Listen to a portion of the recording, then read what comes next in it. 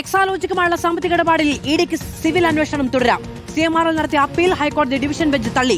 ഇഡിയുടേത് തീർപ്പാക്കിയ കേസിലെ അന്വേഷണമല്ല എന്നാണ് നിരീക്ഷണം. ആദായ നികുതി ബോർഡ് കേസിലെ തീർപ്പാക്കിയാലും CMRLനെതിരെ കള്ളപ്പണ നിരോധന നിയമപ്രകാരം അന്വേഷണം നടത്താൻ ഇഡിക്ക് അധികാരമുണ്ടെന്ന് ഹൈക്കോടതി ഡിവിഷൻ ബെഞ്ച് വ്യക്തമാക്കി. ശ്യാം ദേവരാജ വിവരങ്ങളുമായി ചേരുകയാണ്. ശ്യാം, ഇത് ചെലവ് പെരുപ്പിച്ചു കാണിക്കലാണ് എന്നുള്ളതായിരുന്നു ഇഡിയുടെ കണ്ടെത്തൽ, ഇൻകം ടാക്സിന്റെ കണ്ടെത്തൽ. അതുകൊണ്ടാണ് അതിൽ പിഴയടയ്ക്കാനുള്ള തീരുമാനമായ കേസ് സെറ്റിൽ ചെയ്തത്.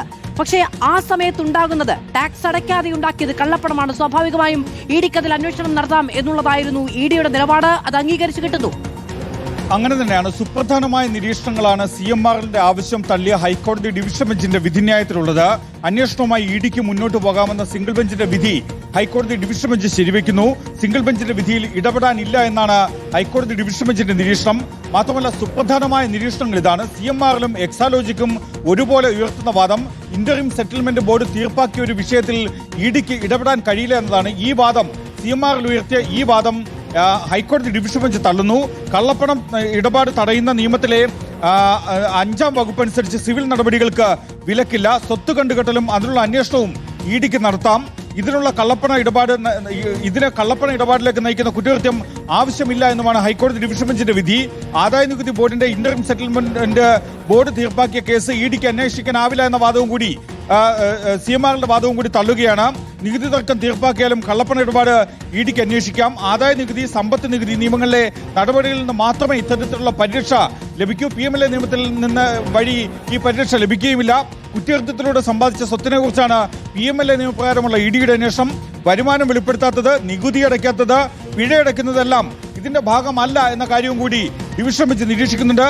മാത്രമല്ല, ഇതിൽ മറ്റൊരു പ്രധാനപ്പെട്ട കാര്യം, പ്രെഡിക്കേറ്റ് ഒഫൻസ് നിലവിലില്ല എന്നതാണ് ഹൈക്കോടതി ഈ വരികൾക്കിടയിലൂടെ വ്യക്തമാക്കുന്നത്. അതുകൊണ്ട് തന്നെ PMLA നിയമം അനുസരിച്ച് അറസ്റ്റ് ഉൾപ്പെടെയുള്ള നടപടികളിലേക്ക് ക്രിമിനൽ നടപടി ക്രമം അനുസരിച്ച് മുന്നോട്ട് പോകാൻ നിലവിൽ ഇഡിക്ക് നിയമ തടസ്സമുണ്ട്.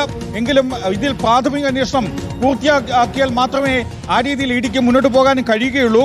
ഈ അപ്പീൽ നൽകുന്നതിനേക്കായി 2 ആഴ്ചത്തെ കാലത്തേക്ക് ഷെഡ്യൂൾഡ് ഒഫൻസ് ഇല്ല എന്ന കാര്യം പറഞ്ഞുകൊണ്ട് അന്വേഷണമേ പാടില്ല എന്നുള്ളതായിരുന്നു CMRLന്റെ വാദം. അത് CMRLന്റെ വാദമാണ്, പ്രതിസ്ഥാനത്ത് നിൽക്കുന്ന കമ്പനിയുടെ വാദമാണ്. അത് അംഗീകരിച്ചുകൊണ്ട് അതിനെ പ്രതിരോധിക്കാൻ കഴിയില്ല എന്നുള്ളത് ആദ്യഘട്ടം മുതൽ വന്ന വിശകലനങ്ങളാണ്. അങ്ങനെ തന്നെയാണ്. ഇതിലൊരു പ്രെഡിക്കേറ്റഡ് ഒഫൻസ് ഇല്ല, ഈ ഷെഡ്യൂൾഡ് ഒഫൻസ് ഇല്ല എന്നതായിരുന്നു CMRL ആദ്യഘട്ടം മുതൽ ഉയർത്തുന്ന വാദം. പക്ഷേ ആ വാദത്തെ ഇഡി മറികടക്കുന്നത് അല്ലാതെ തന്നെ ഇക്കാര്യത്തിൽ ഒരു ECIR രജിസ്റ്റർ ചെയ്ത് അന്വേഷണവുമായി മുന്നോട്ട് പോകാൻ ഇഡിക്ക് കഴിയും. കാരണം ഇതിൽ വിശ്വാസവഞ്ചന ഉൾപ്പെടെയുള്ള കുറ്റങ്ങളുണ്ട്. അക്കാര്യം ഈ പ്രാഥമിക അന്വേഷണം കഴിയുമ്പോഴാണ് അക്കാര്യങ്ങൾ പുറത്തേക്ക് വരുന്നത്. അതുകൊണ്ട് തന്നെ മാത്രമല്ല, ഈ സിവിൽ സ്വഭാവത്തിലുള്ള അന്വേഷണവുമായി മുന്നോട്ട് പോകാൻ അനുവദിക്കണമെന്ന് എന്ന കാര്യമായിരുന്നു ഇഡി വാദമായി ഉയർത്തിയത്. ആ വാദമാണ് കോടതി അംഗീകരിക്കുന്നത്, ഹൈക്കോടതി ഡിവിഷൻ ബെഞ്ച് അംഗീകരിക്കുന്നത്. അതുകൊണ്ട് തന്നെ ആ തുടർ നടപടികളുമായി മുന്നോട്ട് പോകുന്നതിന് ഇഡിക്ക് അന്വേഷിക്കാം. അവിടെ ടാക്സ് അടയ്ക്കുക മാത്രമാണ് ചെയ്തത്. ടാക്സ് വെട്ടിക്കാനുള്ള ശ്രമം നടത്തിയപ്പോൾ ടാക്സ് അടച്ചു മാത്രമാണ് അത് സെറ്റിൽ ചെയ്തത്. ആ പണം എന്തിന് എന്നുള്ളത് ഇഡിക്ക് അന്വേഷിക്കാം എന്നുള്ളതാണ് കോടതി ഇപ്പോൾ ഉത്തരവിലൂടെ വ്യക്തമാക്കിയിരിക്കുന്നത്. ശ്യാം ദേവരാജാണ് വിശദമായ വിവരങ്ങൾ നൽകിയത്.